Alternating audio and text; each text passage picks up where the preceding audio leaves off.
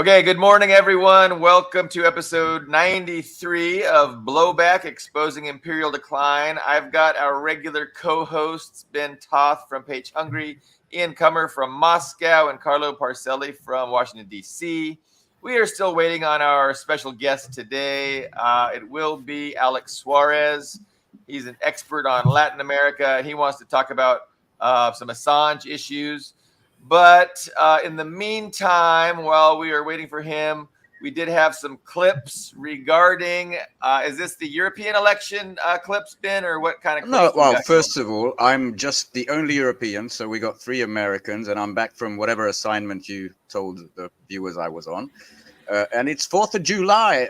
Well, the next day it is, so happy Independence Day to you guys. And I thought maybe we should start there because, there was the Independence Day in Belarus we talked about before the stream, which was the 3rd of July, the only post-Soviet country that celebrates on the day of liberation from the Nazis, not the day they left the Soviet Union. And after that, Lukashenko went to the SCO summit in Astana. So our first clip is something I've never, ever seen before, which is the Azadi Tower in Tehran, right? In Iran, lit up in the flags of new SCO 10 member Belarus. Apparently, there was another apartment complex also in Hanoi, in Vietnam, lit up. So yeah, the East is completely on the same page. But as for your 4th of July, I wanted to start by, you don't have to guess this one because the colors will be on screen, I think, pretty much immediately. But for me, this is just so cringe. I wonder how you guys feel about this one. I wonder if you've seen it. Have a quick.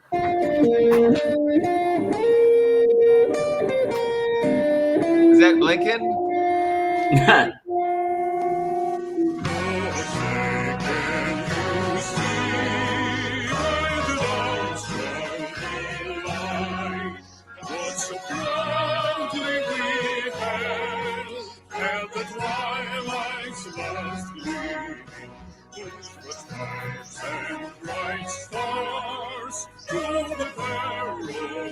I'm not sure you actually want to watch the whole thing, or should I continue? No. Yeah, no, that's an official Ukrainian armed forces. I don't know what PR flick, but this one I had a hard time, and we had a poll among some friends, like, where is this? And it was interesting. 10 points for anybody who can guess where these parents, children, they don't care one bit about the rain to celebrate the 4th of July.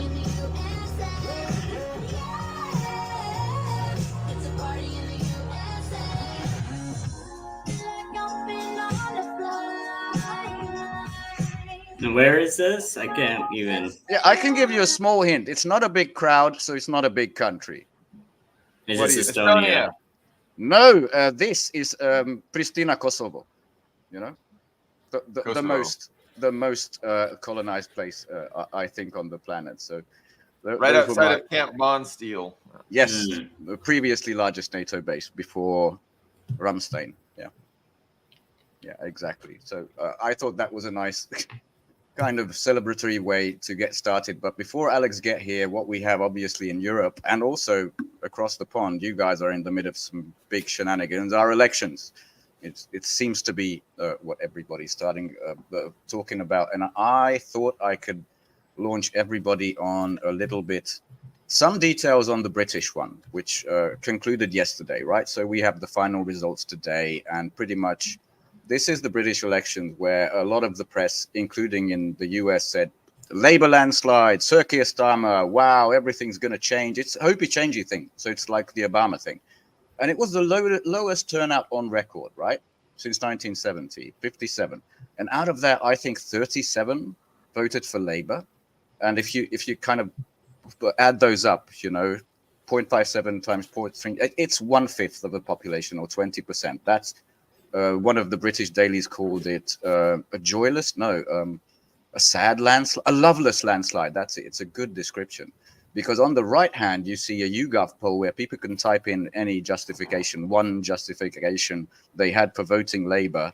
And as you can see, most of them were just to get the fucking Tories out. By the way, just to be fair, 1% said they don't trust Rishi Sunak, and 1% voted for Keir Starmer's leadership. Yeah, there's some good news and some bad news. Liz Truss, who survived the life of a lettuce, or the other way around, is out. Jacob Rees-Mogg is out. Unfortunately, George Galloway is out. He didn't spend too much time in government. Jeremy Corbyn's back in as an independent, and that big mouth guy who can say all the things other people can, the head of the independent party, he's in. Nigel Farage. Farage is in, Okay. but yeah, I don't see any huge changes. But that was the Independence Day. Most of the world celebrates it from Britain, including you guys, so they had to celebrate on we got Alex. on your Independence Day. And just as we got to that, by the way, any thoughts on that? Alex has joined the waiting room. It was really nice to see all of our vassals licking our boots. Our vassals in Kosovo and where was the other place? Well, that was Ukraine. That was Ukraine and Armed Forces, high value production. Yeah. Alex, thanks so much for joining us this morning for me. I don't think it's morning for anyone else. You're up probably on East Coast time. It's afternoon over there, Alex. We can't hear you. You're not muted here. You're not muted here, but we can't hear you. Damn these technical issues, eh? Okay, yeah, no problem. Okay, we'll add you back in. We'll wait for you to get that sorted out. I wanted to comment on the vassals. Just I don't know, what is that? You know, what why do they want? They're just showing support for the United States because the United States is a great country. Like in Ukraine, just allowing the people of Ukraine to die by the hundreds of thousands for nothing. I mean, they're just being sacrificed. They're not going to get anything out of this. And so you would hope that they would be angry with the U.S. I think they're beginning to, but this comes from a high production value video from the top. So I think they're still trying to appease the US as much as possible. But I don't know where I read this, and it was years ago, there was this questionnaire of if there's a war, how will it go? And they asked it in the regular, dominated countries. They asked it in South Korea, Estonia. They asked it in Australia. And the most common answer was, well, of course, the Americans will come and defend us. That's why they do all this shit. I think Kosovo has to be the same. We're going to show we're exactly like you, so you can come and defend us. And the Ukrainians should have a bitter discovery by this time, by 2.5 years in this, that ain't happening. But I think that's the explanation. Alex, do you want to say something so we can make sure we hear you? Yeah, you can hear me all right now, comrades? Yes. Yes, we can. Awesome. Thank you for having me on. Thank you for joining us. I know kind of the impetus behind your being a guest on this episode was that we had a guest on a couple shows ago, Chris Black, and he was a little bit disparaging of Assange, and he had a kind of a different take on who Assange is and what he represented. We were all a little surprised by that take. But I know you have some pretty close ties with Assange and his family, and you have some strong opinions. But we would very much like to hear your thoughts on the whole thing. Like, I mean, all of us here on the panel think it's great news that he was released after 14 years of illegitimate and just despicable treatment. But I would just love to throw it to you and hear you talk about the whole. From wherever you want to start. Lay it on us. Name me a prisoner that was held at Belmarsh who prior to that had only ever been convicted of skipping bail. You've had, rapists, murderers who could afford, powerful attorneys who were bailed out. And they denied him bail, up until the end. So that says it all. Prior to this, he was only ever convicted of skipping bail, and he was skipping bail to try to avoid being persecuted by the courts in what is known as lawfare. And that's why ultimately he took asylum in accordance with international law in the Ecuadorian embassy in London. It was a 14-year process, as you mentioned. It all started a year after some of his most powerful revelations in 2011. A lot of the WikiLeaks revelations that he helped reveal in 2010 and 2011 helped spark movements, right? The Arab Spring movements, the legitimate ones, the Indignados movement in Spain, Occupy, which I took part in. This is I'm an early. Go ahead. the light 'em up Apache gunship video, right? That's the most memorable from that era. That was the one that really pissed some people off.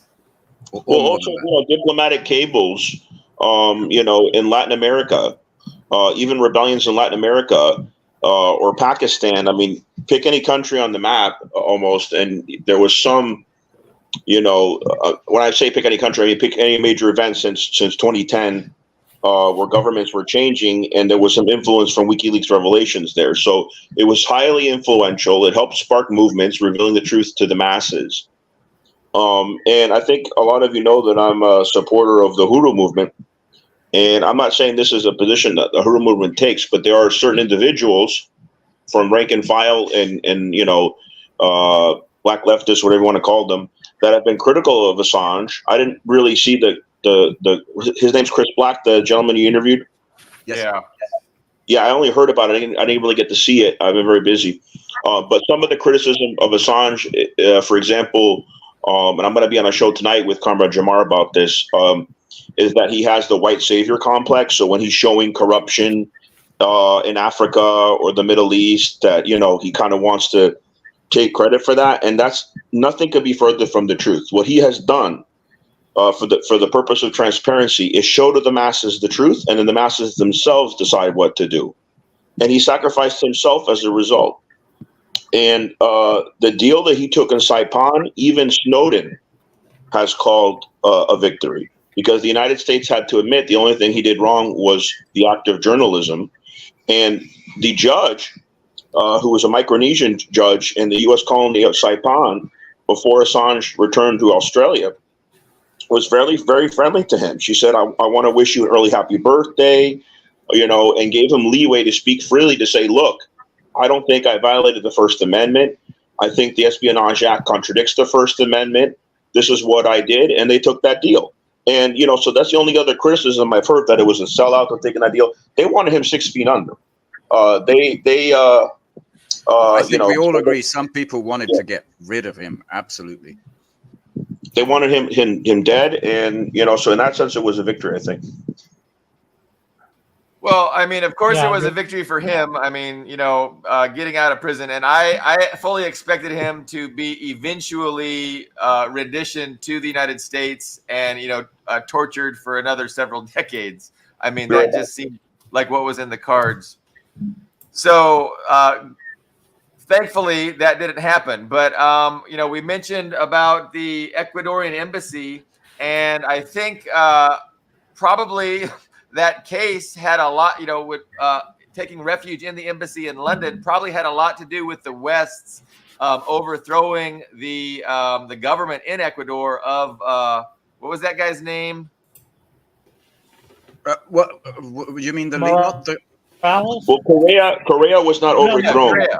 Correa. Lenny Moreno took over. Let me answer the question, though, because I understand why he's confusing them. Because it's a little complicated. I'll explain it very, very, very quick.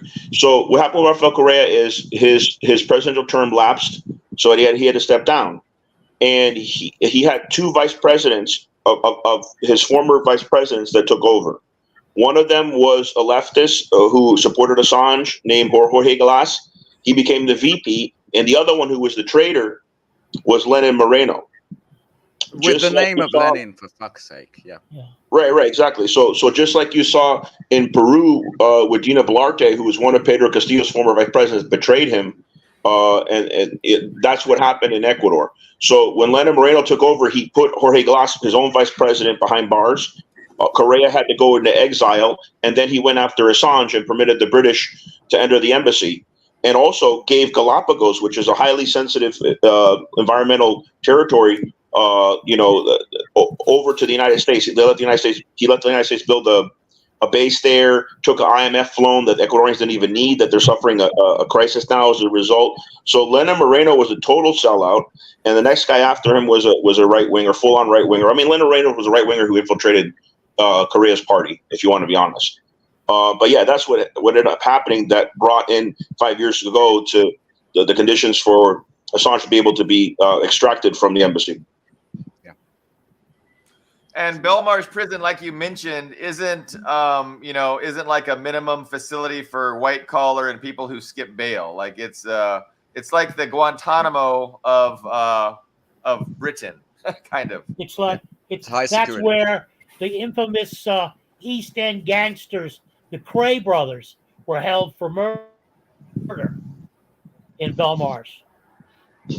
It's a hardcore prison. Yeah. So, I mean, I think, everybody is glad Assange is out. But I want to talk about a little bit, because part of the problem where, some of the criticisms of Assange comes down to his partisanship within the U.S. domestic politics. And I think a lot of people were upset with him when, he was the DNC emails, right? Wasn't he accused of working with Russia to release the DNC emails? And then there was a guy named Seth Rich that ended up, getting murdered. And there was a lot of discussion about, Seth Rich was perhaps the person that leaked these DNC emails to Assange. But definitely Hillary Clinton, said she wanted him dead. And she was not happy about how he was, releasing these documents, which was causing difficulty for the Democratic Party. And it was benefiting Trump. And also some of Trump's inner circle visited Assange, I believe, in the embassy. So this led to a lot of criticism. But can you walk us through that? Are you like an expert on these topics? The Seth Rich issue and the DNC email leaks. Absolutely, I am. As a matter of fact, I know Sean Lucas's boss, Elizabeth Lee Beck. Sean Lucas and Seth Rich, they said, were the whistleblowers. I can't say I know that for certain, but there was 2 mysterious deaths in DC around the same time, both by staffers that had access to the things that WikiLeaks ultimately got. More prominent than Sean Lucas was Seth Rich, because Assange at one point, I believe in a tweet, had said he was going to offer a certain amount of money for any information into his death. But yeah, Hillary Clinton literally said in an email to a group of generals, why don't we just drone this guy, talking about Assange. And U.S. citizens in Yemen, including in mine. Oh, your We audio lost just, you. the audio went out. We can still see you, but the audio just stopped. Unfortunately. They wanted to cut your line. Yes, it's the deep state. The deep state cut your audio. Yes. Okay, hopefully he'll come back. So I never even heard of Sean Lucas. Yes. That's crazy. So hopefully he'll be able to explain that. So, I mean, that was the speculation, right? So Assange was protecting his sources, and he never did say explicitly who it was. And I'm hoping now that he's, free, I'm hoping he'll be able to talk and explain what went down. But then again, maybe, part of the deal is you can't talk about these things if we let you out. So we'll see. But everybody thought that it had to have been because they said it was Russia, right? Russian hackers released these emails, and we knew it was insiders, disgruntled insiders. Can I interject? Immediately as that came out, the Russian hacker thing, I think that week the transfer speed was too fast. It had to go to a pen drive because there's no such internet connection. It was too fast to get all that stuff off. And immediately was proved, that couldn't have gone to Russia. And therefore came maybe someone's a Russian agent. Yeah. No, it's true. There was some high-tech analysis done, some open source analysis, and they talked about the impossibility that Guccifer 2.0 was an actual Russian agent. That it was, it had to have been a CIA cutout because the Cyrillic template was added to the thing to put fingerprints on it to make it look like it was Russian hackers, and that was added after the drive was already extracted. So, but that was Veterans of Intelligence Personnel for Sanity. I don't know, the VIP. But yeah, no, this is unfortunate, the technical difficulties, but we're always having to navigate these, it seems. So I want to ask Alex if he's still listening while dealing with the technical problems, because you laid it out as that was the point when he became hated and hunted. I wonder if he agrees. I wonder if he has a different, explanation. What was it? Because, he was at, not the Met Gala, but he was at these events in the high society with some stars before that. He was part of, the up crowd for a while. I wonder what was the point when he fell from grace. Celebrated. Yes. Until it became partisan. And he's back. Well, the thing is too is as far as the whole accusations of partisanship, and that's such a common line of attack that's used by these various, I wouldn't even call them leftists, like pseudo leftists. They say, well, it's very much if you're not with us, you're against us. We picked for you that, Democrats are the lesser of two evils. So if you do not vote blue, no matter who, you're literally a fascist. And, I always sing, and Alex, can you hear us? Yeah. Can you hear me? Yes, we can. I was going to ask you. What was the last thing you heard me say, please? You were talking about Seth Rich and another name we haven't heard before, and you were describing the DNC. Sean Lucas. Yes. Sorry. You were describing the DNC, the circumstances of the DNC thing, and I guess you haven't been here, but I wanted to ask, do you agree, or you have another point at which he fell from grace? Because I think that was the point when he became a hunted person as opposed to a celebrated person, because he was that before that. Hillary Clinton literally said in an email to a bunch of generals, why don't we just drone this guy? And that was after the United States had killed 2 U.S. citizens in Yemen, including a minor. So that was a real threat. And the Podesta emails showed how they rigged it against Bernie. And then Bernie, rather than appreciate what Assange did, advocate for him, was completely silent on the issue because he was too busy selling out and campaigning for Hillary. Rather than saying, hey, let me run as an independent and let me acknowledge that she stole the primary from me in these revelations, Bernie sold out at that point. So that was revealing. But that was the point, or just continue the DNC as you wish. I was at the DNC, by the way, in 2016 with the Green Party, and there was a lot of angry progressives.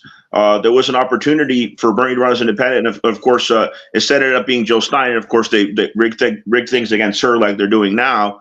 But just to tell you who Sean Lucas was, I happened to meet his boss in Miami a few times, Elizabeth Lee Beck. I'm sure you've heard of the Becks. And just like Seth Rich, he was more prominent because I believe in a tweet, Assange offered us some money for information on his mysterious death. That he was a staffer, he had access to information at the DNC. So it's quite possible that both him and Seth Rich were the leaks to WikiLeaks. I don't know for certain. But yeah, there's 2 mysterious deaths right there that the Clinton mob could have been involved with. But yeah, I mean, at one point, Assange said, I wish I had dirt on Trump, because he was coming as an independent. He wanted to get dirt on both of the major parties. As a matter of fact, in 2016, you might remember, he spoke from the Ecuadorian embassy at the Green Party convention. So if it was American, he probably would have voted Jill Stein. But, there was some bourgeois Democrats, obviously non-Bernie-crats, that were upset with Assange and thought that he preferred Trump. But the fact that Trump did not pardon Assange, and that under Trump's regime that they pursued Assange, that says it all. So I think Assange is an independent figure. He's feared by both of the elite-run parties, and he's about truth and transparency and inspiring people to free themselves. He's not the white savior complex. He doesn't see himself as a liberator. He sees the people as being able to liberate themselves when they have the truth and transparency revealed. And he sacrificed his criminal record and admitted to the crime of journalism in Saipan. So I don't see that as a selling out. I see that as a sacrifice on Assange's part. Oh, so do we.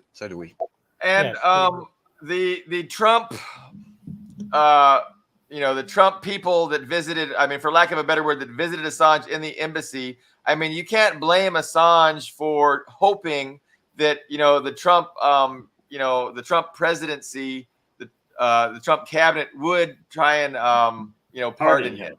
And so I mean I don't think that. Yeah, I agree with you. He's not a partisan person. He's not a Republican anti-Democrat. But you can't blame him for hoping that he could get some kind of a deal where Trump would have let him go. But you had Pompeo. Pompeo was another one saying we should kill him. And Pompeo was his was he Secretary of State? No, he was the CIA head. Oh yeah, under Trump. Yeah. So so I feel bad, that 14 years of his life lost for journalism, and we're very glad that he is no longer in captivity. We're wondering what the likelihood is that he does continue his work. I don't know. Is that possible, or can he even talk about some of the issues that like the Seth Rich issue that are big deals still? What do you think about what he could do going forward? I mean, just the fact that they're showing pictures of Assange enjoying life in Australia is a victory and inspirational in a way. Him doing his work of inspiring people, even though he's obviously going through a trauma right now and he needs to transition. He was in a dungeon for 5 years. He was confined to a room for 7 years. And he was in house arrest before that. I mean, so they showed him on the beach on his birthday. They showed him in the forest around Canberra, Australia, with his family, with Stella.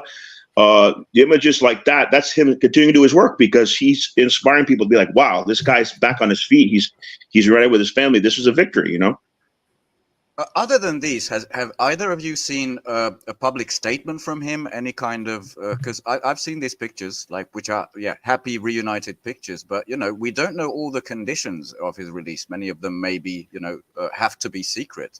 And I know for a fact that he's banned from entering the United States. That's his only restriction. He can move around Australia. He can even go back to England if he wants. That's the only one that I know of. And I also read the court transcripts of what he said in Saipan. So that was a public statement where basically he said, I don't agree with the Espionage Act. It contradicts the First Amendment. I was doing journalism. So basically he defended himself by accepting guilt at the same time because the judge gave him a lot of leeway. And I thought that was a victory. That was a great display of dignity.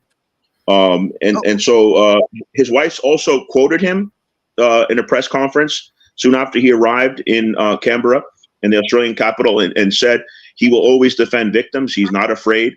That was her answer, and I think that came right from Julian when they asked, is he going to take over WikiLeaks again? He said he will always defend victims. He's not afraid, but he needs to transition right now.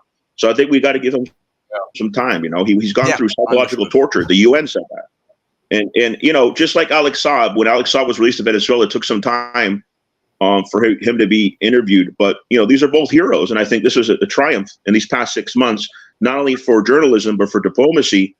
And let's hope diplomacy prevails in Ukraine as well. I know you guys like to go on your tangents, and I'm sure that there's a topic on Ukraine as well. But I believe in diplomacy. And you got to talk to your adversaries. But, when you have cowards that are running the empire or pretending to run the empire like Biden, you don't see images of him sitting down talking to Putin, do you? No, Putin wants to sit down and talk, but there's no one on the other side to talk to. Yeah. Well, the thing is, as far as Assange going back into business, the problem is he's in Australia. And Australia is not shy about arresting Australian citizens on the behalf of the USA. So unless he plans to uproot his family, I think this is a semi-retirement for him, unless he plans on relocating, because Australia, that I am aware of, already has one American citizen, or former American citizen and Australian citizen locked up for allegedly spying for China right now. So what's their name? I want to look into that case. Dugan. I don't know. John Mark Dugan, I think. Yes, he was a former Marine pilot who left the USA, eventually renounced his citizenship and got an Australian citizenship, and apparently also spent time in China at an aviation school, like a flight school, and he was basically more than 10 years later. And this was under Biden, was accused of violating the rules for former military personnel and sharing secrets. Well, that reminds me of Ken O'Keefe, because he's a former U.S. Marine that renounced his citizenship and became an Irish citizen. But the Irish government didn't arrest him. But that kind of reminds me of Ken O'Keefe, yeah.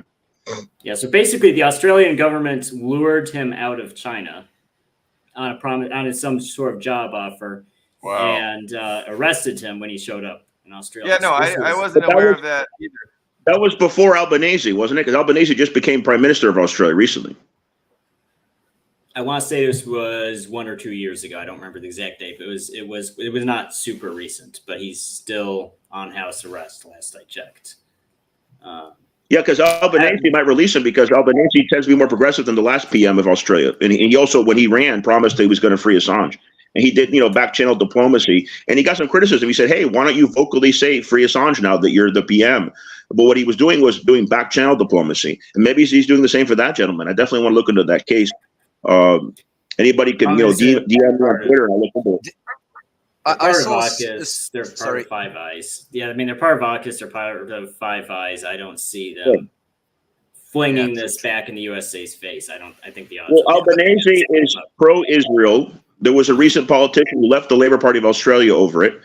And he's also pro-Ukraine. He sent weapons, I believe, to Ukraine. So I'm not saying I agree with everything Albanese is doing. The Australian regime is very in cahoots with the CIA and other agencies. I don't disagree with that. But I think because of the overwhelming pressure, the campaign to free him, and back channel diplomacy, that's what ultimately freed him. True, but didn't he slap a fucking $500,000 jet fee right on him? I think Stella Assange did a fundraiser for him. That was like the Australian. Yeah, I donated to that, and that's already reached the funds that they needed. They actually have an extra 3,000. So I believe it was 500,000, and now they have. Last I checked, their fundraiser raised 503,000. So they've already kept up the money to pay back Albanese and have an extra $3,000 in their pocket, which is great. They need money to get back on their feet. Assange never sold out. So, yeah, I mean, he should get some restitution for 14 years of his life lost. But so, absolutely. I mean, the whole thing about the way that the lawfare was used to silence Assange and to force him into captivity. It was just so disgusting and dishonest. It was like this Swedish. He got these ex-girlfriends of his to make this claim about not using a condom, and then that allowed them to get some kind of a warrant. And then when he showed up, if he would have showed up for that warrant, right, then he would have been extradited to the United States. And so he didn't want to do that. But Billy, did you know that?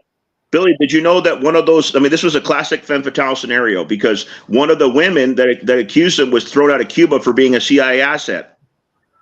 Oh, really? I didn't know that. Because she was Swedish, but yeah, I mean, this was totally, I didn't know that. It's not surprising. It fits perfectly. Surprised. Just an observation. Isn't it wonderful how the vassals, eager to please the US, always do the sort of gray legal stuff? I think Australia arrested the Meng Wanzhou when they tried to destroy Hawaii, right? The CFO of Hawaii. They didn't catch her in the US. No, Canada can do that. Here it was the UK, Australia, and Sweden playing the game. Please the US. So, I mean, the point of all this is that the rule of law doesn't really exist. And so, the ruling dictatorship balances the interests of silencing Assange with the interests of, not exposing themselves as not giving a fuck about the rule of law. So these are both interests they have. Do we want to pretend like we're a legitimate society that cares about following the law? Or do we really just want to get this guy and shut him up? And so they're balancing these things, and it seems like 14 years on, the balance turns out to be, well, he's not that big of a threat. It's more important to pretend that we really care about law, and so we'll just, go like this. But I fully thought that they would continue what they were doing. I thought they were going to extradite him here. They were going to put him in, one of those maximum security. Well, they'd give him a trial. Give him a trial that isn't publicized. A trial that nobody has access to because he's a terrorist, right? These laws. Billy, do you know how many times he was brought up in diplomatic talks, even in interviews? The president of Azerbaijan, they were criticizing him in an interview with how he treated the Armenian minority, and he's like, "Excuse me, how are you going to complain about prisoners that I'm putting away when you have Julian Assange held in London?" this stuff was brought up all the time. It was a huge impediment for Western diplomacy. With international pressure on the U.S. specifically, and also embarrassment.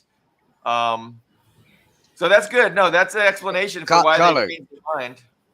And Snowden, I don't know if you guys heard me when I mentioned Snowden earlier, but Snowden called this a victory as well, what happened with Assange. And interestingly enough, Snowden has always said, I will return the United States in an instant. The moment they take away the Espionage Act, so I can have a proper defense. Stop charging me under the Espionage Act, and I'll return the United States and have a jury. But they refuse to do it. Unfortunately, the Espionage Act is intact, isn't it? Unfortunately, that's one of the results. Since 1917. Times were different then, weren't they? Yeah. No, I would also the same. I'd just like to add that U.S. association with Australia goes way back. The CIA and the overthrow of the Gough Whitlam government and Pine Gap and the Pine Gap radar post, and even before that. So I would say that Albanese has to tread lightly in that regard. The other thing to remember is Assange is not WikiLeaks. WikiLeaks can function on its own and should largely function on its own. We shouldn't get to see it as a cult of personality. It's been extraordinarily valuable to me in my exchanges with people, because when you engage them, they say, well, where did you get that? And you just send them something from WikiLeaks. At the head, it says U.S. State Department. It's the document. It's the actual document. So shut the fuck up. Either you think they tampered with the document, which they didn't, or just shut up. The only thing I have to say, and this is on a slightly frivolous basis, about Julian is he should know in advance, because it's in all the travel guides. You cannot raw dog in Sweden. You cannot raw dog in Sweden. Am I right, Ian? Am I right? I've never looked into raw dogging in Sweden. I'm not a migrant to Sweden, so it's. No, that's what I'm unfortunate. I don't know what the slang raw dogging. I know what the number one product at IKEA is. The number one product at IKEA has got to be condoms. There you go. Probably called Bulf or Lidl or some cute Swedish name. Of. That's how absurd that those accusations were. Because Can you help me? What is raw dogging? Come without on. condom. I'm not American. Not using a condom. They were coming on that's raw dogging. Thank you. I don't know. Without permission. In Sweden, it is considered a sexual offense to not use a condom without the permission of the other. Thank you. I was missing the reference. It's slang, yes. But I mean, to tie this all up, I want to say, I mean, if we consider the two people that the U.S. government was really after even before the DNC leak, even when the Apache video first came out and those Afghanistan and Iraq leaks went out, it was Manning and Assange. Manning was the person who gave Assange who was in communication with Assange, and also the big news outlets that cooperated with WikiLeaks, particularly The Guardian, and Glenn Greenwald was one of the major stars who communicated with them. And they really went after each and every person in the chain. I mean, they got Manning first. They broke the guy. I mean, they feminized him literally. That's a classic torture technique. They completely broke this person. Well, also, if Greenwald was not in Brazil, he probably and that's what I was going to mention. I was going to mention the same thing. I mean, I think there's I've never heard him outright say it.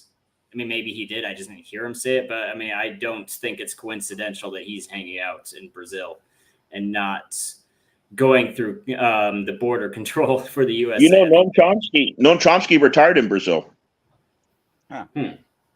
And by the way, the early 2010s Guardian was a very different magazine. It actually had some teeth. It was establishment, but it could go after dangerous stuff. No longer. It's completely vanilla. MI5 went through the editorial office with hammers, that famous incident. I think that was the moment when the Guardian changed. They got the hint. Even the Intercept's sold out. Greenwald left the Intercept. He couldn't handle it anymore. Yeah, it's complete. Yeah. it's down the drain, that thing.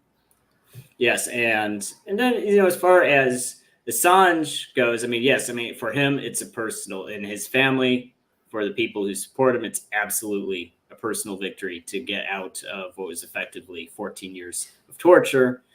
But at the same time, we can't ignore that I think the U.S. government got what they wanted out of this. No one wants to sacrifice 14 years of their life worrying about drone strikes, literally hiding in an embassy, going to prison for something like 5 years. So, and I think they got, and I think most importantly, and just to be clear, I do not at all blame Assange for taking the deal. I mean, it would have been crazy for him to not take the deal because the pressure would only get worse from there if he didn't. But they did get a legal precedent that they can go. I mean, it's kind of an amazing precedent when you think about that. That U.S. law applies to everybody in the world. That you view via.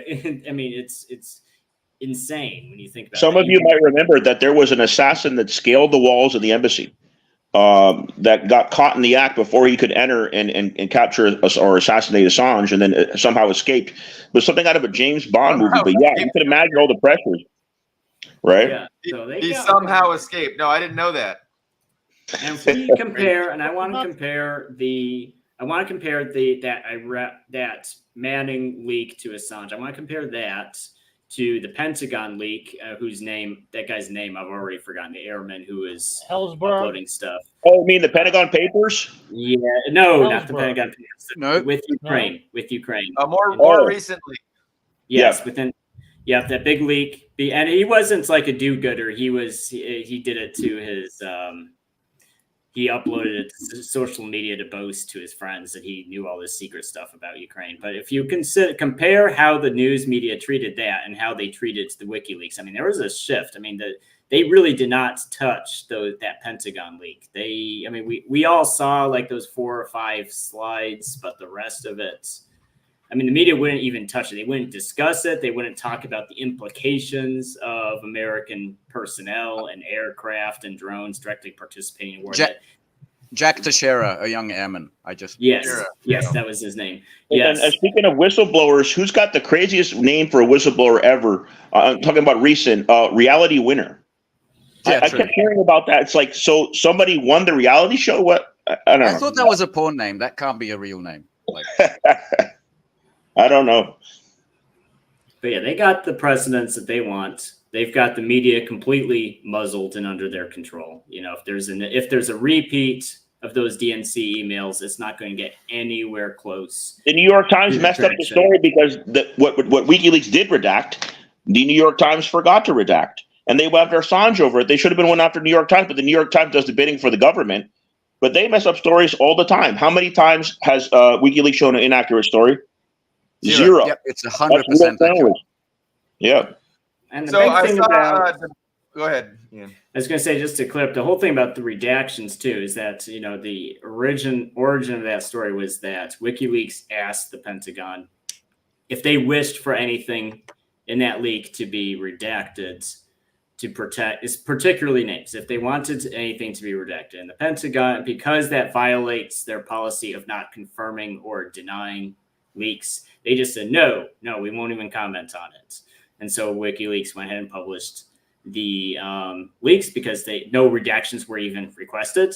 So it's hypocritical to even accuse them of not redacting when the redaction request was denied. There was a German guy, I can't think of his name. He was a disgruntled employee of WikiLeaks.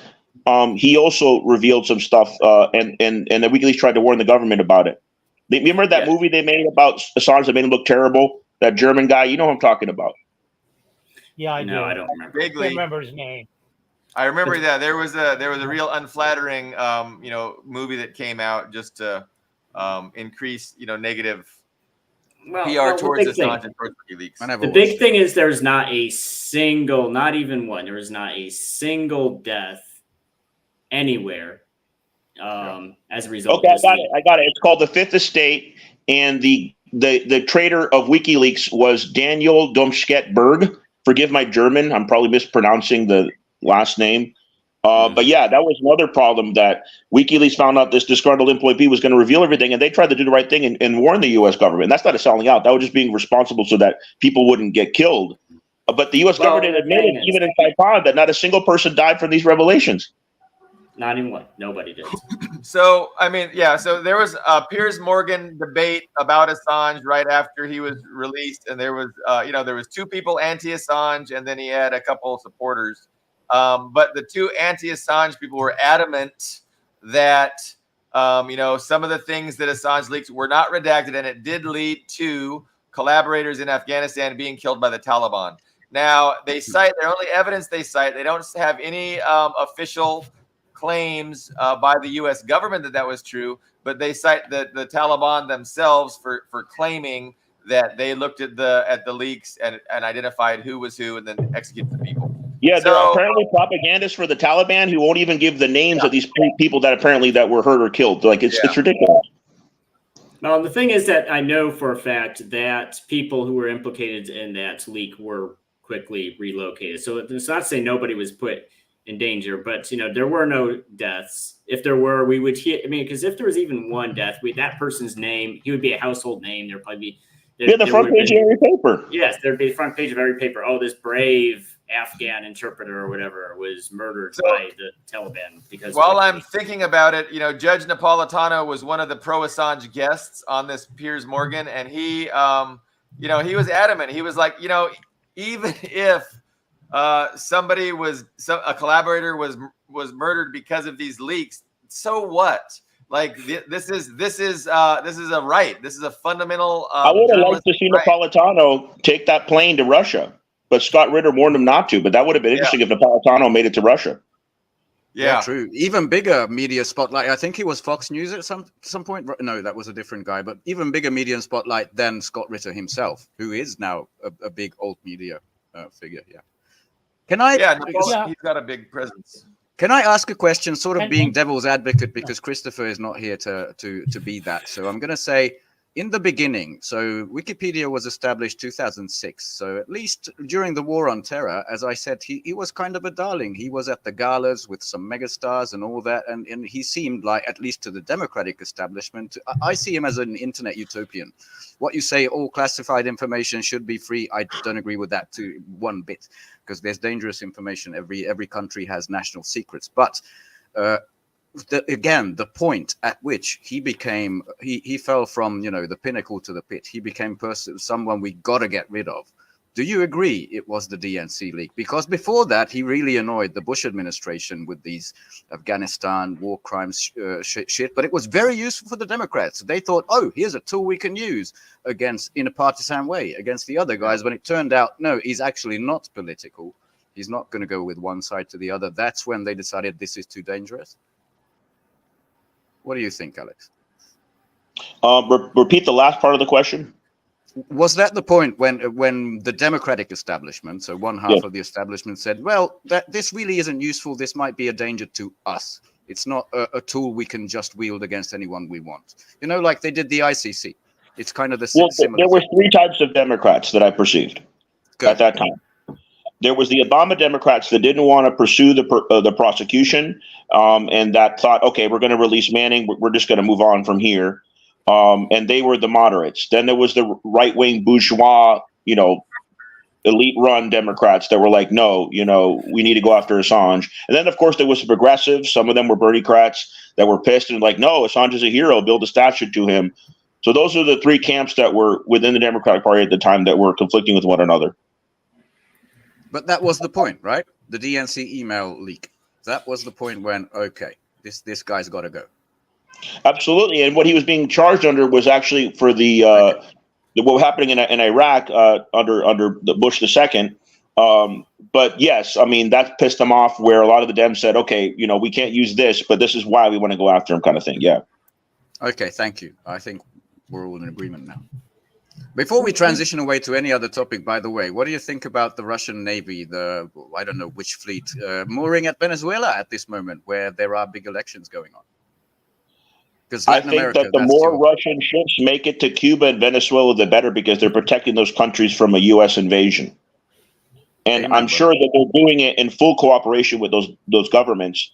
They're not coming in as imperialists. They're coming in to protect those countries. And also Putin's showing he means business. You're going to keep arming Ukraine using these other countries, then he's going to retaliate. They literally killed civilians, Russian civilians, on a beach in Crimea, which would have justified a submarine firing from Cuba on Miami Beach. Of course, Putin didn't do it because he's not extreme like these imperialists. But when I see Russia go into Latin America, that's a relief for me because I think he's there as an ally to defend them from a possible U.S. invasion.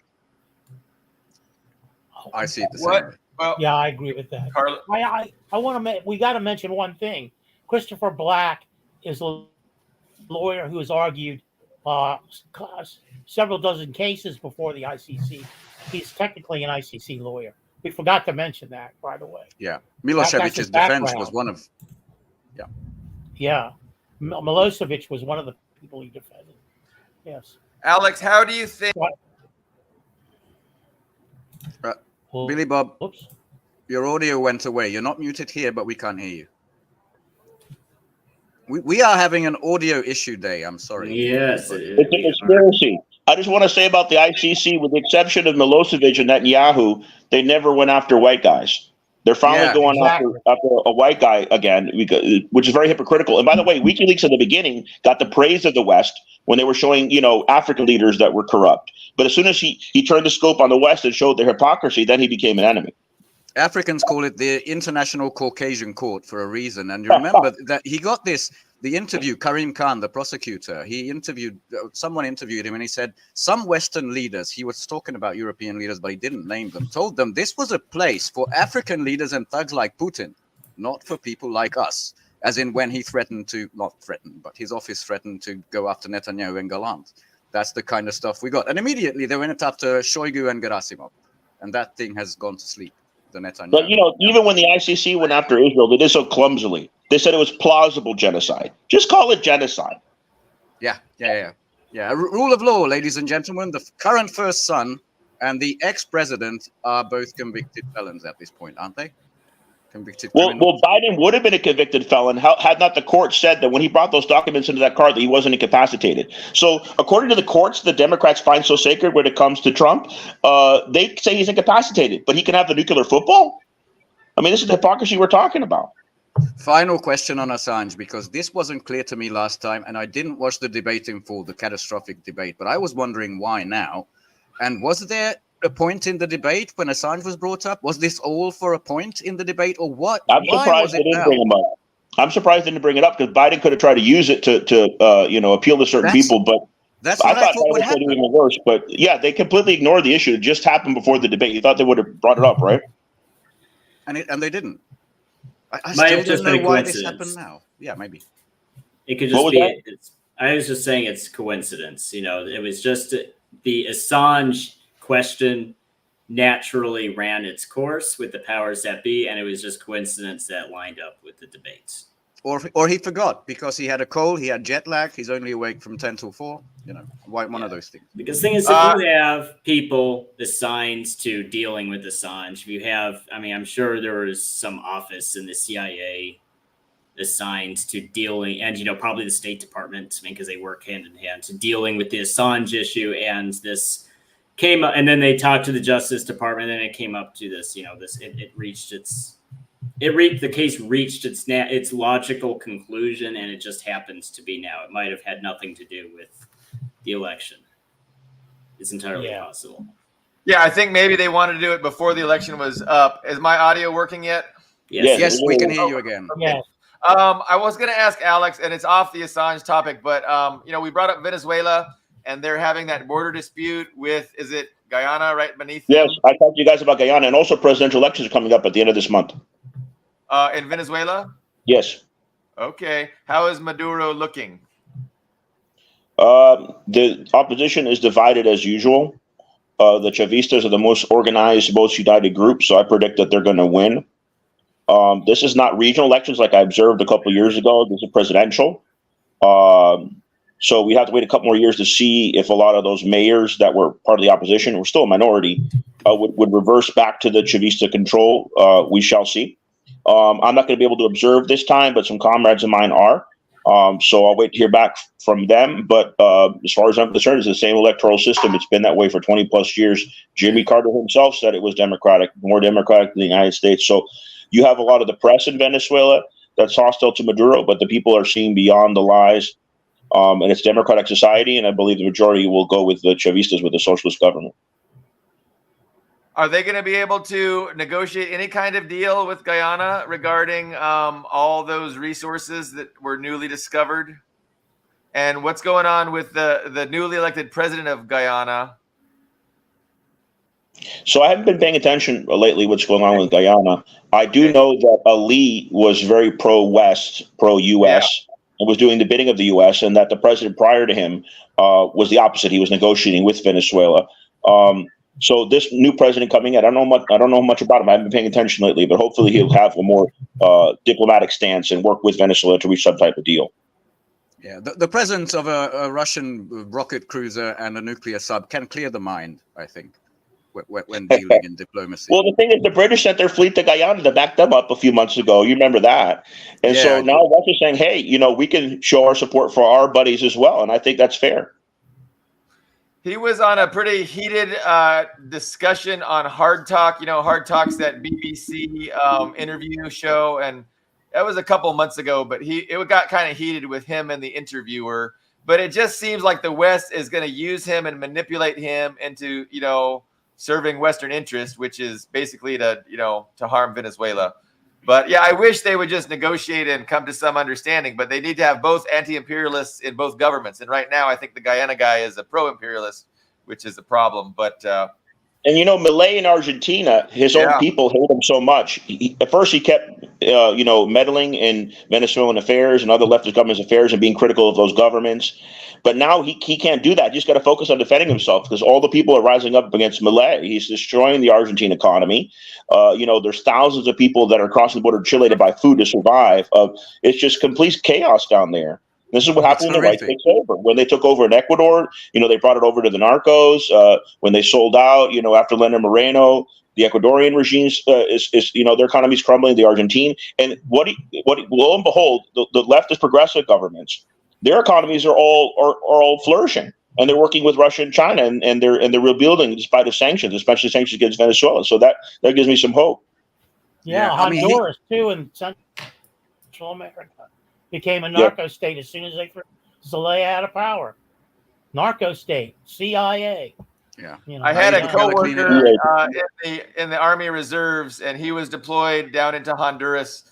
And he said, he'd be at the beach and you'd just have bodies washing up. It was a pretty regular occurrence. It's crazy. But when it comes to Milei, as long as we have the Latin American expert here, I still want to stick with one more topic here. But Milei, after he got all that, IMF loan stuff, he still turned to China. Can you restore that currency swap thing? Because we really in the shitter. But the inflation rate, the dumpster diving, it's really horrific. It's worse than, I think Turkey is the highest in the Europe region when it comes to inflation. And he wrecked Argentina. Probably. Again, who's sanctioning Argentina? Nobody. So it's completely free to trade.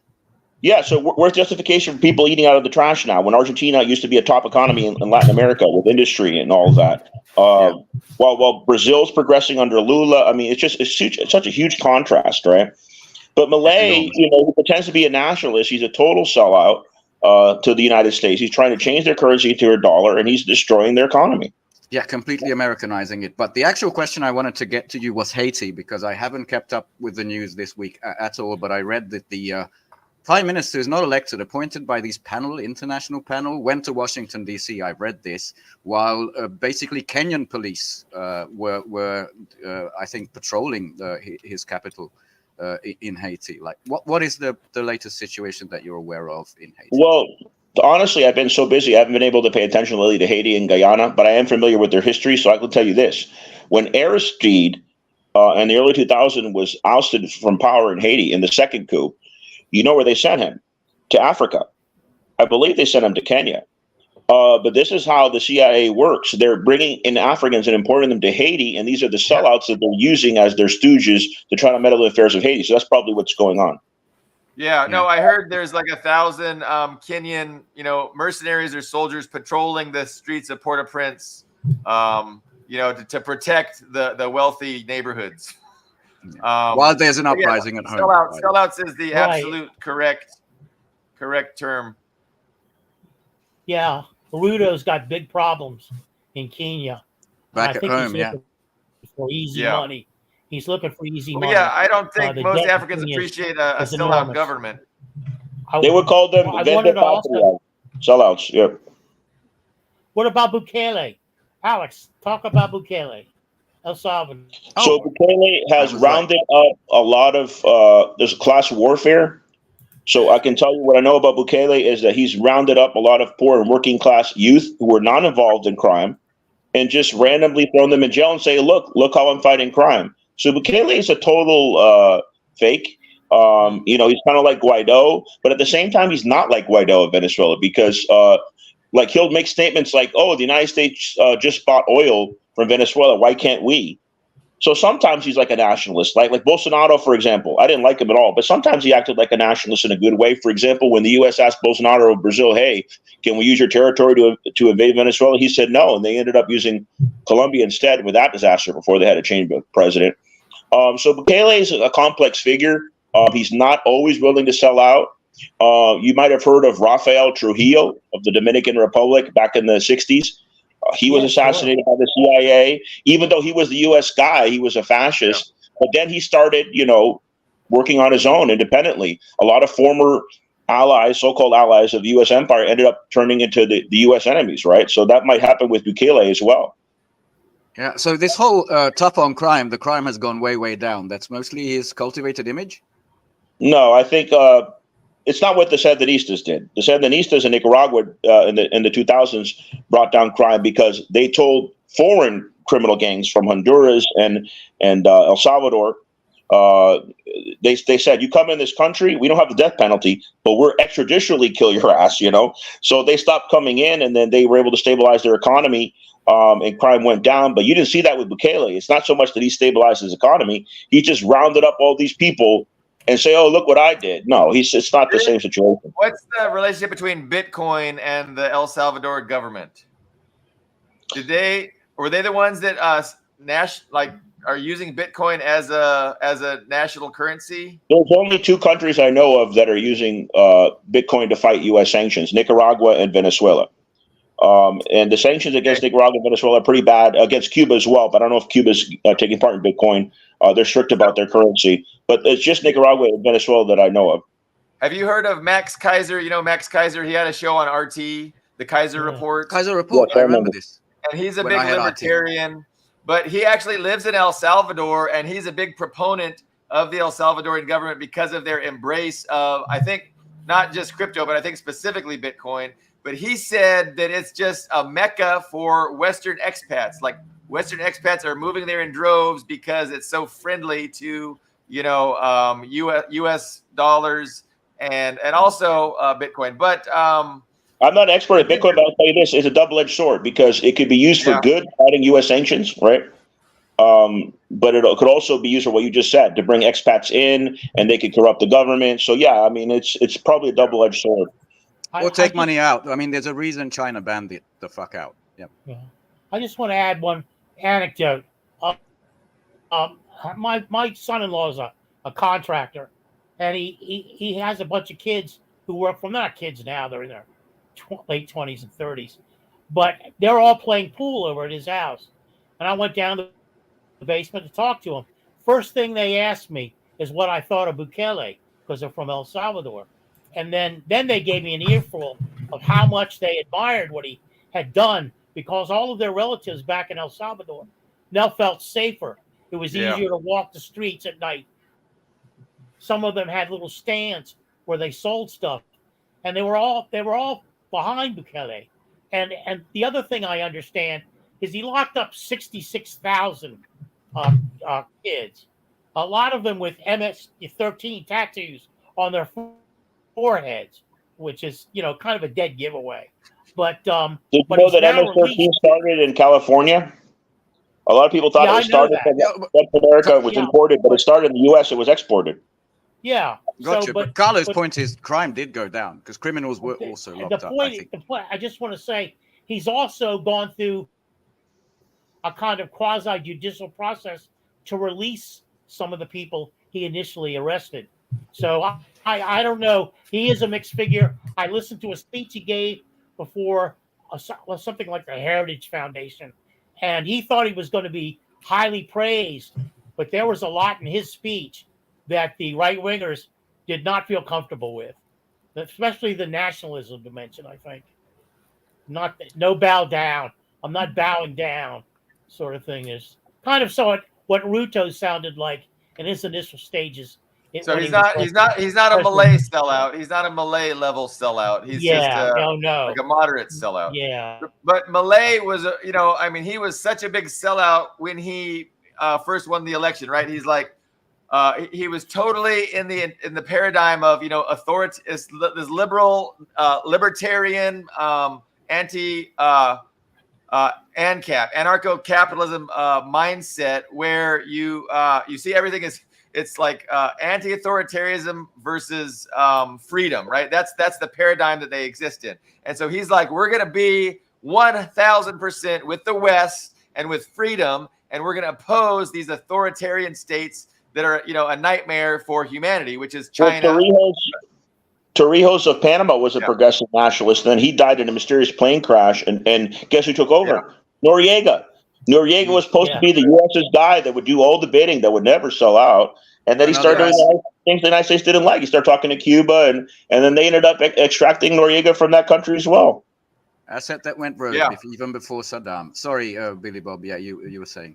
Well, I was just pointing out that it was stated earlier how Malay has already had to go back on his rhetoric. So he was all pro-West, anti-China, but yeah, he had to go back to China hat in hand and beg that this currency swap continues. And of course, China, was gracious, but this libertarianism it's such a silly ideology, and the fact that it's got so much, so many adherents here in the West, and that one of these nut jobs actually got the presidency in Argentina. Actually, Maduro had a great quote, which I will find shortly, just describing Malay's job to a T. Basically, just handing over Argentina to the imperialists. But I'll find that. It's possible to be a progressive libertarian and a progressive Catholic in Latin America. It's a complex region, but the type of libertarianism that Malay talks about is definitely North American type. Yeah. Yeah, the American Libertarian Party, he was their darling. They loved him until the point when he went to Israel to the Wailing Wall. Thank goodness that's one thing that doesn't mix. The whole rabid Zionism and the U.S. libertarian strain, at least that's something that doesn't mix. He went to Spain and started crying. Malay saw a portrait of himself. He's so full of himself, he got emotional. Yes, but about himself. I mean, Al Capone cried when he saw operas. Doesn't mean that they're not psychopaths. He also cried with the Pope. He's like the best faithful in every religion in the world. He cried with the Pope. He cried with the Wailing Wall in Jerusalem. And he has a love affair with his dog, who's like his dead dog. The clone. Yeah, he had so much money, he cloned his dead dog, and he said verbatim, and he was not joking. I saw the speech. He said, "My political advisor is my cloned dog." I forgot his name, Lord or something. So Maduro said. He's got a message to Javier Milei. You were put in Argentina to destroy the rule of law, destroy the state, destroy all social and labor rights, destroy the national economy, and to colonize Argentina and deliver it on its knees to U.S. imperialism. You are a fatal mistake. I couldn't have said it better. Absolutely. Very well said. Damn, I wish I had some more Latin America. I unfortunately, until the last moment, I didn't know, Alex, that you would be our guest, so I prepared. It's fine. I mean, Alex Saab, for example, he was a Venezuelan diplomat that I spoke to you guys about before. And he happened to have, as part of his international legal team, the same lawyer as Assange, Garzón, a great judge from Spain, who retired from the judgeship to become a lawyer for activists and things like that. And so Alex Saab's case was similar to Assange's. It was a diplomat who was fighting U.S. sanctions and who was captured in a third country, just like Assange was illegally, and was tortured just like Assange was. And so within 6 months, almost 6 months to the day, that Alex Saab was freed. I even said it when they freed Saab. I said Assange is next. And it's what happened. And it's a victory. We need to cherish those victories. As anti-imperialists, we have a lot of defeats, and we need to continue the struggle. Leonard Potier was just denied parole.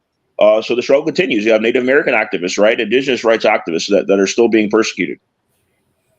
And as Mr. Doherty pointed out, Mumia too. Yep. Yes, thank you, Todd.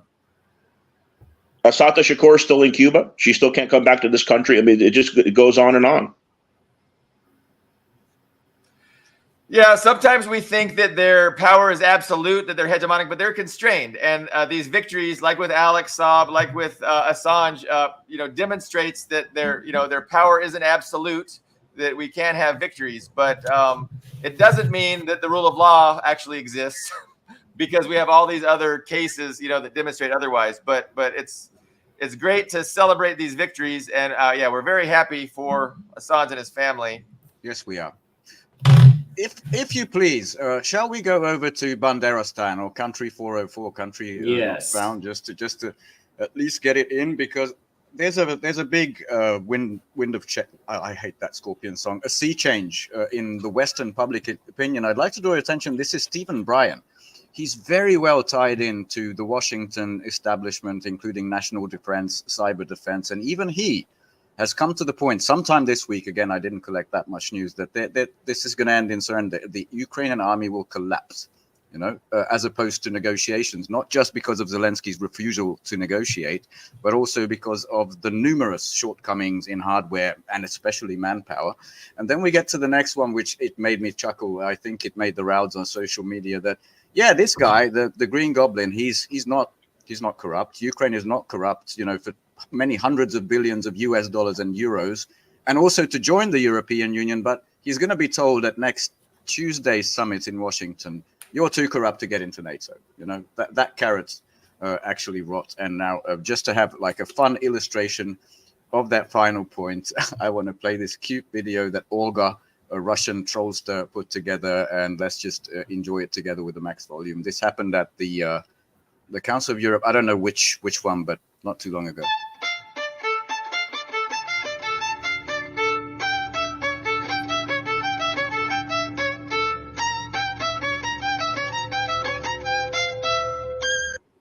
I mean, that's it, but it's like last year's NATO summit at Vilnius, when he was like that gardener, completely alone at the side of the stage, which made, viral photos.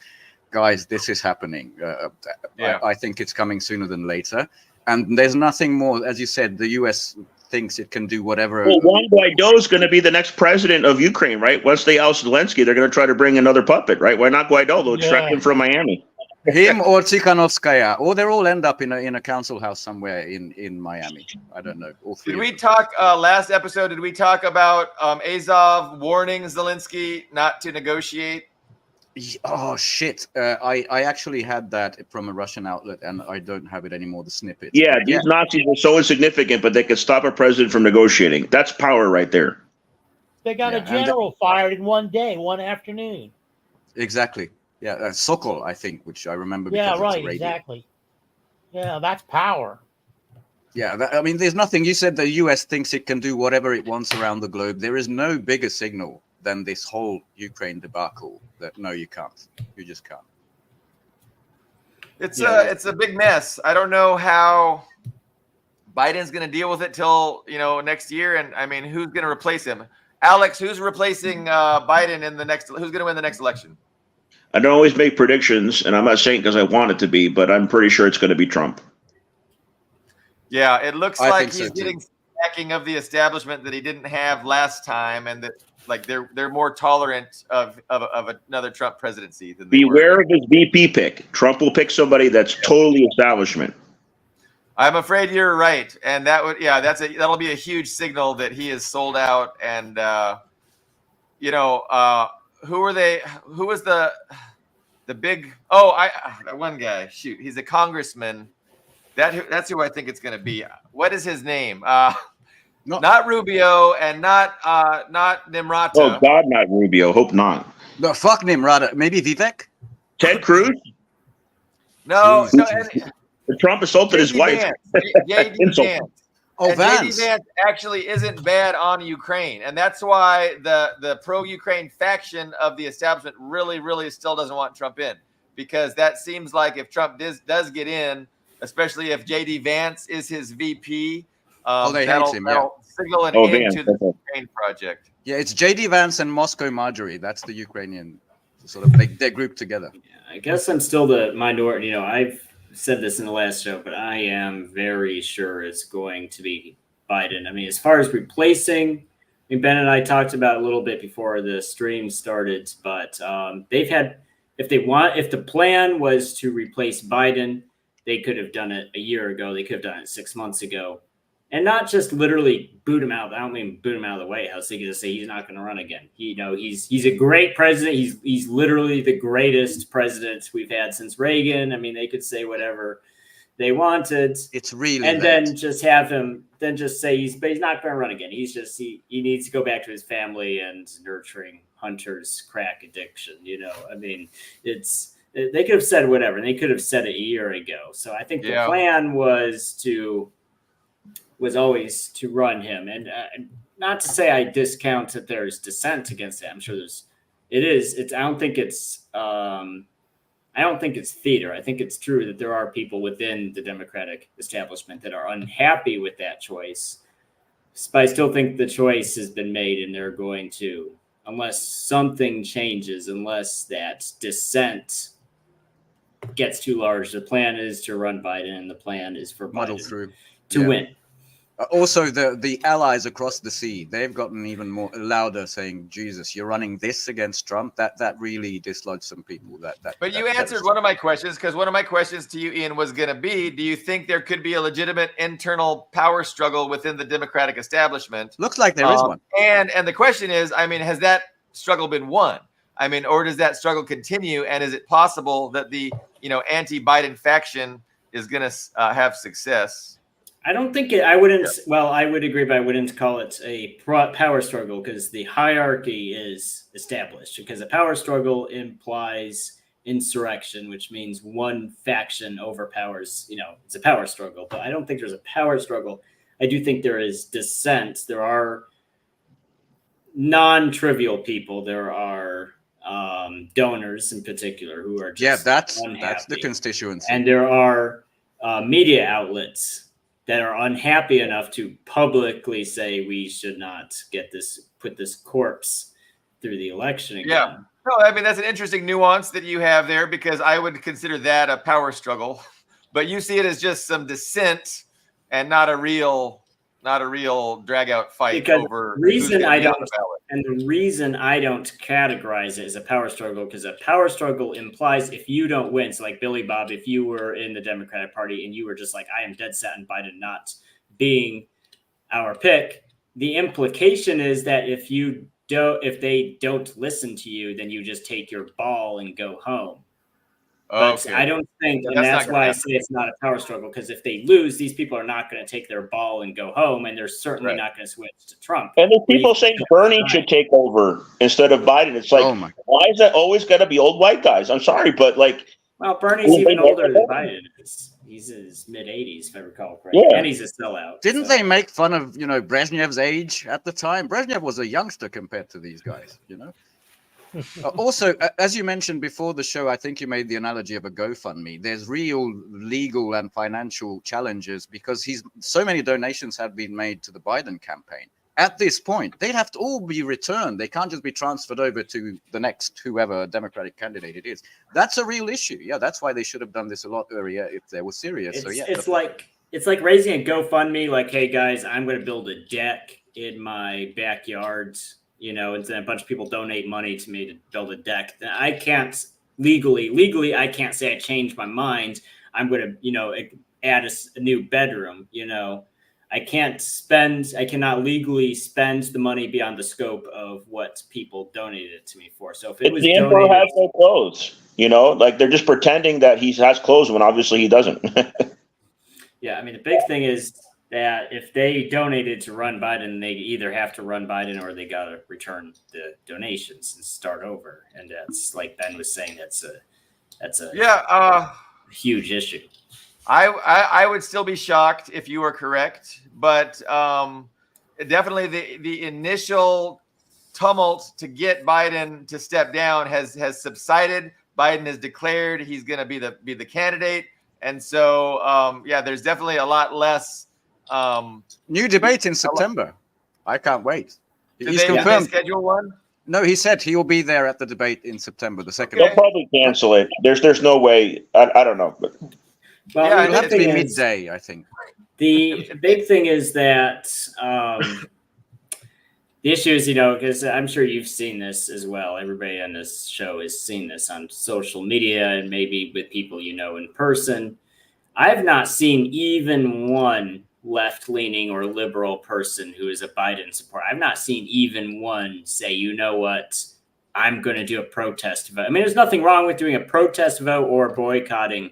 If you're because that's how democracy is supposed to work. If everybody just votes for their party, no matter what, then it's not even a democracy. It's not even an election. It's just a head count. Achilles' heel is Gaza, right? Before Gaza, there was a lot of left-leaning people that said, no, we're going to vote for Biden.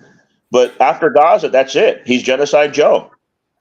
Well, I don't know. I mean, we will not know because I think there are certain demographic groups that are important to the Democratic Party because really, for Republicans, as long as you don't irritate the evangelicals, you're probably okay, right?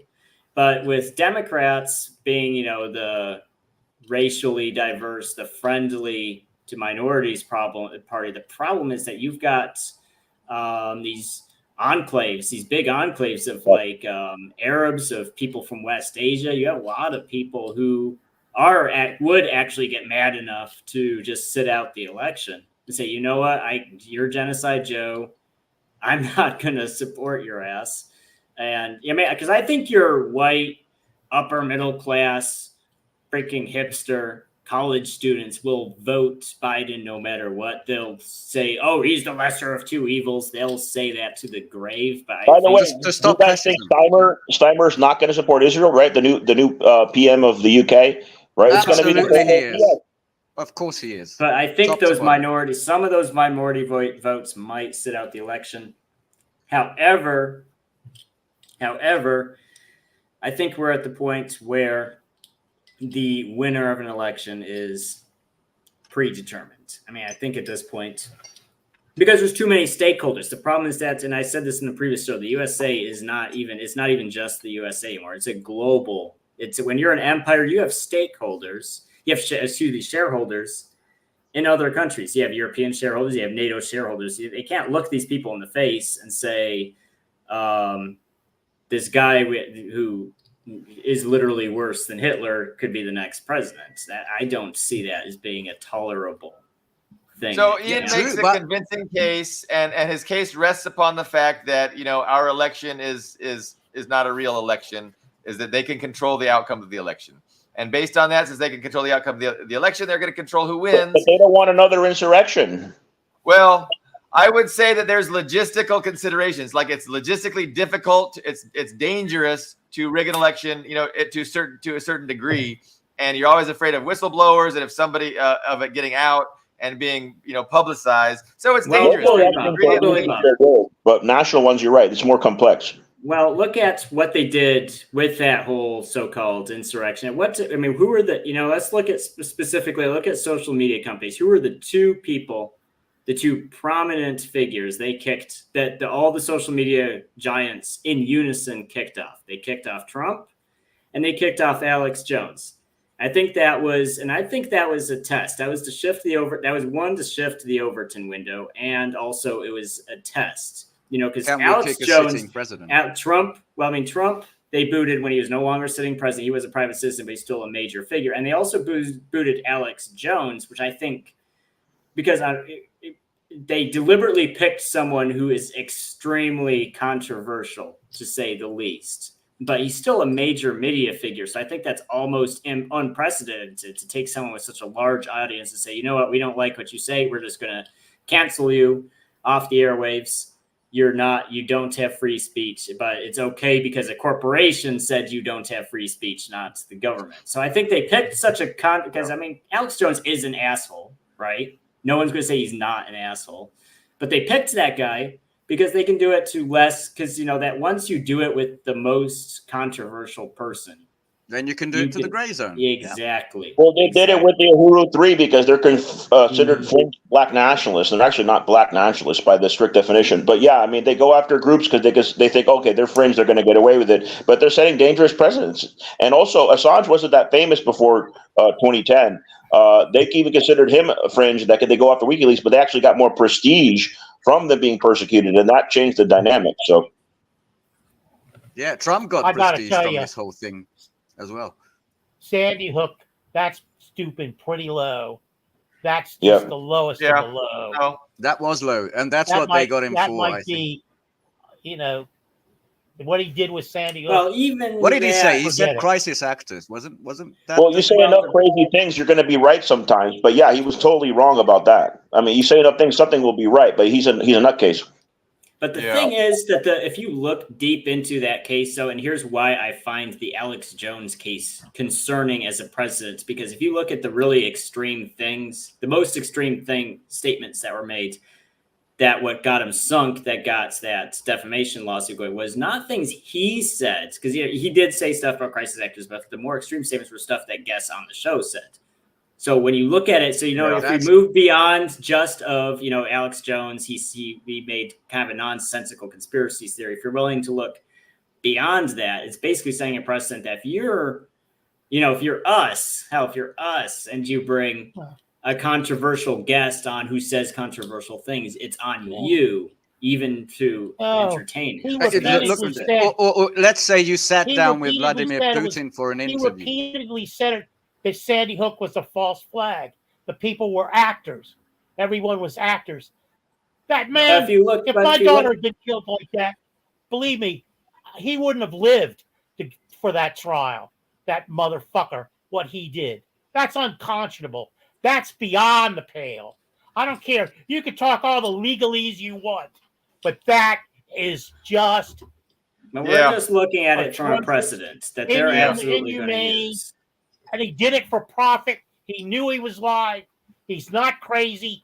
He knew he was lying. So he did it for the money. Yep, and it was completely wrong. But I think the point that Ian was making, you can be guilty by guest, by association. Let's say you sit down with Vladimir Putin for an interview, like Tucker Carlson did, and suddenly, based on this case law, oh, look, if he said something, you're guilty. That's the And the other precedent here is that Alex Jones is the private citizen and Alex Jones is the brand are two separate things, but the court ruled that no, we can go after, because under normal circumstances, when a media company screws up, it's the media company's assets that are seized. The people involved just go, oh, well, I guess I don't have a company anymore, and that sucks. 1.1 billion. Yes, they went after every dime the dude had, which, I mean, I'm sorry, but it does not matter what he said or how much you dislike him as a person. The thing is, as a precedent, that means anybody. Let me thank our guest. He's got to go. Thanks so much, Alex, for joining us. We'll definitely have you back to talk more, but we appreciate your expertise on the South American issues, on the Assange issue, and we will see you very soon. Yeah. Is he frozen? Thanks, Al. I think he is. Yeah, I'll remove from the time. So I was gonna, on this topic that we're discussing, I mean, I want to make the point about the next quite hot spot. We could get a regional war in West Asia if Israel decides to invade Lebanon and do an offensive against Hezbollah. The Houthis, the Afghanistanis, the Iraqis, the Syrians all said they would help Lebanon and help Hezbollah. So that could very quickly go into a regional war. And from there, things could even get going, in the South China Sea and in Eastern Europe. And so if there is a large scale global conflict like this, the information space will definitely be locked down. And so these are all measures that will help the establishment to lock down the information space and keep voices of dissent, from dissenting. And so I think we're all, Ian's exactly right to talk about these as precedents and tools that will be used in the event of, a real desire by the establishment to shut people like even our small show up and threaten us. Hey, if we keep on with our show, you're going to lose your livelihood. We're going to come after you, et cetera, et cetera, et cetera. And I want to bring up January 6th specifically because the problem. He got immunity from that. Well, not just that, but I mean the people specifically and what's going to happen, because I do think Biden's going to win the election. And I want to say what happened, the social media bans, the January 6th thing, that was testing the waters, done on a relatively small scale. But I think we're going to see something bigger than that following this, because the whole thing with the January 6th thing, and I remember because I still had Alexa, I still had, what's that stupid little device called that was connected to Amazon's Alexa. I forget what it's called, but I had that in my house. So I'd get the news. I'd wake up to the news every morning. And I remember the media going through this phase, like the first couple of weeks after it happened, like they were cycling through different words. Like first they're calling it a siege. And it was very funny because it made me imagine like people setting up trebuchets and throwing rocks at the Capitol building. My whole thing about that is that just and I think Putin actually described it well. There were people who were upset and they went to the Capitol to say they were upset. I mean, I'm fine with prosecuting people. Like if you go there and, just because you're upset because your candidate lost doesn't mean you can go punch a cop or destroy things. I'm fine with if an individual person committed an actual crime, it's fine to punish him for that crime. But they locked up hundreds of people who had just been there for 10 minutes for, an Instagram post and then left for, that was very clearly priming. That was meant to prime American audiences to consider it acceptable to have political prisoners. Two things. Carla. I've been to the Capitol many times to film demonstrations, to tape demonstrations, and they arrest you for any fucking thing they please, because they have all these laws in effect because the Capitol is like sacred ground. Same with Lafayette Park outside of the White House, the whole thing. Those laws were applied legally to those demonstrators. Number two, all I hear from the fucking right is, well, no one was arrested for the burning Starbucks and the Antifa stuff and all. Actually, that's not true. 14,000 people have been prosecuted for those crimes. But the exception, the thing you have to remember, this is the Capitol. General laws don't apply. They have specific laws. Look, you get into a shoving match with the sergeant of arms at the Capitol, like I did once, you're in big shit, and I was lucky to get out of it. But the thing is, it's hallowed ground. It's the hallowed ground. Yeah. It's security. There's a security dimension. It's very intense. We have to admit, though, that the media portraying it as an insurrection, or saying that it was meant to overturn the election, or that there were even news stories saying they were trying to steal the nuclear football, like they were going to nuke. I don't even know what they were going to do with the nuclear football. Now we're talking about the news. And which news are we talking about? News to snooze. I'm talking about the actual law that they applied. And those laws are in place. They're there. They got convicted. Well, and that's one of the things about the rule of law. It's like they can always find some reason to charge somebody for something if there's a political will. I would even compare it. I would compare it to when Governor Reagan of California, when the California Senate voted on more gun control, and Governor Reagan signed it in, and the Black Panthers did their protest at the state capitol.